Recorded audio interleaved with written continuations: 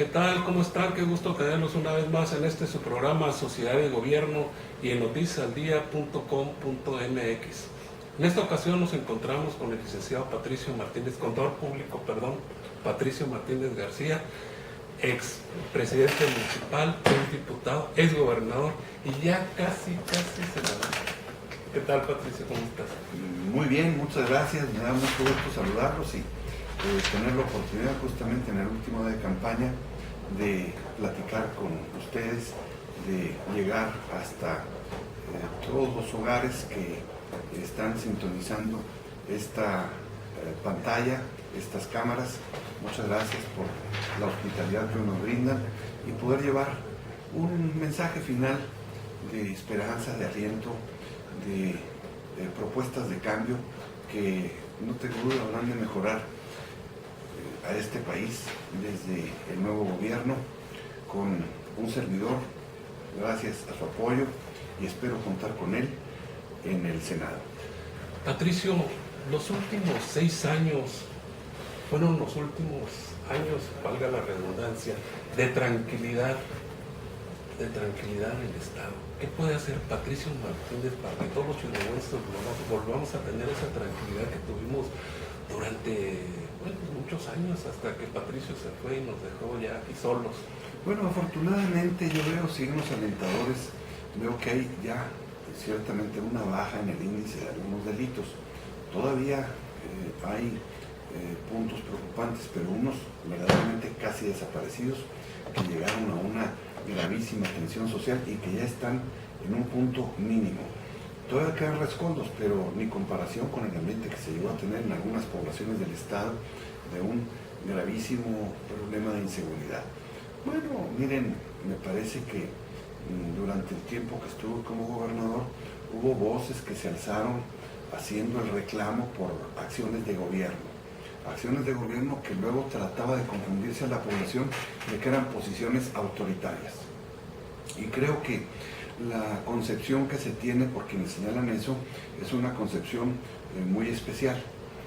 Cuando cruzan el puente a los Estados Unidos, no se atreven a cuestionar absolutamente nada de lo que le señala el guardia de migración, la border patrol o el policía de una patrulla en alguna de las calles de una ciudad de los Estados Unidos.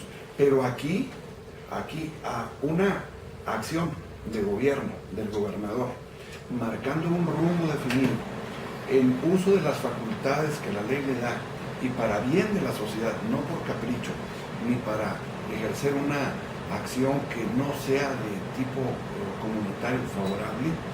Bueno, la cuestionan porque están haciendo uso de su libertad de expresión y de la democracia. Y que la democracia es que en la calle podemos hacer todos lo que nos dé la gana porque la calle es de todos.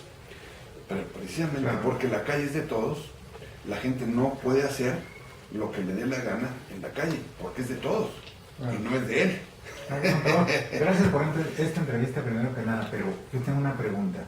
¿Qué fue lo que motivó a Patricio Martínez a dejar la silla mecedora e integrarse de nuevo a la política? No, desde la creo que ayer el razonamiento es al revés. ¿Qué fue lo que me motivó a ir a la mecedora? Bueno, eso es claro, ¿no? Después de fue el descanso obvio, necesario, fue el recuperar la salud que estaba muy dañada. Tuve que someterme a algunas cirugías que, siendo gobernador, no quise someterme a ellas porque podrían tener una larga convalecencia o podrían tener una secuela en donde perdiera presencia en mi responsabilidad y en mi obligación de gobernador. Entonces preferí ir cargando con esas molestias y esos males que, bueno, eran llevaderos, tan llevaderos que se podían posponer las cirugías para que saliendo en una figura simbólica de la mecedora, bueno, retirarme a atender los asuntos personales. Cumplido el plazo del gobierno que me sucedió, ante el cual, por una decisión propia, autoimpuesta, no me la exigió nadie, ante el cual me pareció prudente no hacer una presencia que tuviera una injerencia, intervención, que tuviera una indebida acción que pudiera interferir, una interferencia en las acciones de la siguiente administración, con permiso. Por respeto. Pasado, sí, porque me parece que hay que tener esa cortesía con el sucesor. Pasado ese tiempo, bueno, quedé autoliberado de una disciplina autoimpuesta, y por eso es que regreso de esa posición de retiro temporal, que es el significado de un mueble tan apreciado, especialmente en la casa de las abuelitas, como la mecedora. Yo insisto, Patricio, ¿se puede volver a la tranquilidad que teníamos cuando eras presidente municipal y eras gobernador del estado? Los daños que hay al tejido social son muy graves. Sí. Tenemos una grave diferencia económica, social, cultural, que para restaurar una condición de estabilidad se va a requerir atender primero ese aspecto social. Tenemos un grave desnivel en el ingreso. Hay quienes ganan más dinero que nadie en el mundo, porque están en la posición de los más ricos del mundo, y hay quienes están en el más bajo ingreso del mundo, en un solo país. En un solo país, así es. Esto nos establece una diferencia en las capas sociales que es perniciosa, con la circunstancia de que en estos últimos años los pobres se han hecho más pobres, las clases medias han ido desapareciendo para hacerse pobres, y los ricos muy ricos se han hecho muy ricos. Entonces, esto, además, una baja en el ingreso, un encarecimiento de la vida. El problema no es policial. Desapareció la canasta básica. La canasta básica, bueno, pues es una serie de manipulaciones estadísticas que no tiene nada que ver con la realidad de la inflación y por lo tanto de la retribución justa al trabajo de los mexicanos. Se cometió el error de poner como atractivo para la inversión extranjera la mano de obra barata y contener el precio de la mano de obra para que viniera inversión extranjera. Y eso, ¿cómo nos hizo daño? Fue un error de conducción política y de conducción de la conducción del país, tomando políticas económicas equivocadas que dañaron a la sociedad. Entonces, sí se puede, pero el asunto no es policíaco. El asunto no es poner más policías ni abrir más celdas en las cárceles. Es reconstruir la sociedad para que en un ambiente de estabilidad se reintegren quienes se nos fugaron de las filas de la ley a vivir en la ley y entender que no se puede seguir viviendo fuera de la ley y que sí hay oportunidades para vivir dentro de la ley. El problema es que a mucha gente se le empujó a vivir fuera de la ley porque no hubo empleo, porque no hubo oportunidades, porque hubo un acoso de la autoridad. Miren el caso de los pequeños empresarios, el de la tienda de abarrotes, el del pequeño negocio, la pequeña industria, el pequeño restaurante, fonda, el acoso que tienen de tipo fiscal y de reglamentaciones los lleva a mejor cerrar, poner una mesa afuera en la banqueta y ponerse a vender barbacoa, tacos o lo que sea, pasarse a la economía informal, precisamente porque no hay una comprensión de parte del gobierno con una visión popular, que no populista, una visión de facilitar la vida a las clases populares. ¿Por qué se le dan facilidades a las grandes empresas para que creen 1000 empleos, exenciones, apoyos, toda clase de facilidades? Y no se le dan a 1000 pequeños empresarios facilidades para que cada uno cree un empleo. El efecto para el empleo es el mismo, la creación de 1000 empleos. Nada más que apoyando 1000 pequeñas empresas, se apoyó a las 1000 empresas, a sus pequeños propietarios, y se crearon 1000 empleos. Y de la otra forma, se apoya a una empresa extranjera para que cree 1000 empleos y la beneficiaria es la empresa extranjera. Y no por los pequeños salarios propietarios. y todo. Inclusive en el principio de este sexenio, y tengo que decirlo, se nos prometió que iba a ser una manera más fácil, iba a haber una manera más fácil de pagar los impuestos.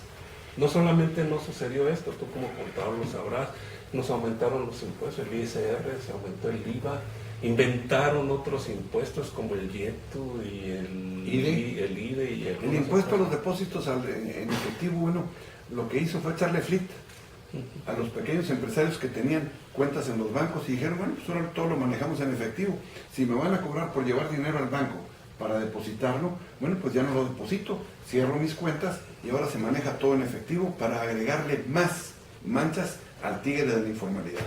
Yo recuerdo algunos aspectos del gobierno de Patricio Martínez cuando fue presidente municipal en 1994. 94, si mal no recuerdo. 92-95. 92-95, pero recuerdo 94 específicamente porque hubo una acción específica que a la fecha se sigue conservando. Está fuera de la legalidad, por decirlo de alguna manera, aunque no es ilegal. Y fue un asunto de un desalojo. El 19 de marzo de 1994 llegaron a desalojar una familia, un banco. Hubo mucha fuerza policíaca, hubo un jaloneo muy duro ahí. Y a partir de ese momento, la gente que se organizó en varias organizaciones sociales le presentaron al presidente municipal, Patricio Martínez, la idea de que la presidencia cumplía teniendo 2 policías adscritos a la central de actuarios y no se necesitaba todo ese cúmulo de elementos policíacos para ir a desalojar a una familia. Y Patricio Martínez dijo, sí, es cierto, vamos a enviar a partir de ahora 2 policías adscritos a central de actuarios que serán los encargados de cuidar al actuario. Y eso, a la fecha, pero nada más, conservándose. Pero nada más. No se cumple la ley. No tenía por qué mandar a toda la policía municipal a proteger los intereses de un banco que en el juicio podría estar teniendo toda la razón. En el contrato podría tener toda la razón. Y en el resultado del juicio tener la razón, sí. Nada más que como ese, había otros 10,000 en el estado. Y lo que era un litigio entre 2 que habían contratado, el acreedor y el acreditado, ya no era un asunto de 2, ya era un problema social, colectivo. Así es. Ese problema siguió. Sí, y cuando llego en 1998 al gobierno del estado, no tenía 3 días, y hay una presencia de cientos de familias que estaban en esa condición de ser desalojadas y de perder su casa. Bajé y les dije, oigan, espérenme, así no nos vamos a entender. Acabo de llegar, tienen muchos gritos aquí en el palacio, entiendo su molestia y su desesperación, pero con gritos no vamos a arreglar este problema. Ni con marchas, ni con plantones, ni cerrando calles. Así es. Eso lo único que hace es meternos más en problemas. A ver, vénganse 5, 6, con los que podamos ponernos de acuerdo.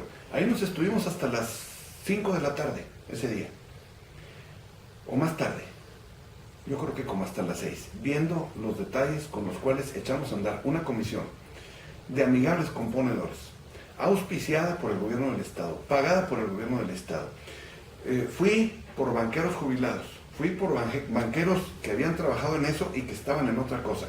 Los integramos a una mesa y les dijimos, bueno, ahora sí, de uno por uno, se van a ir revisando los contratos, revisando el juicio, viendo el avalúo del bien, garantía de la hipoteca, y sentarse de uno por uno a negociar, apoyando la argumentación lógica de una negociación al deudor.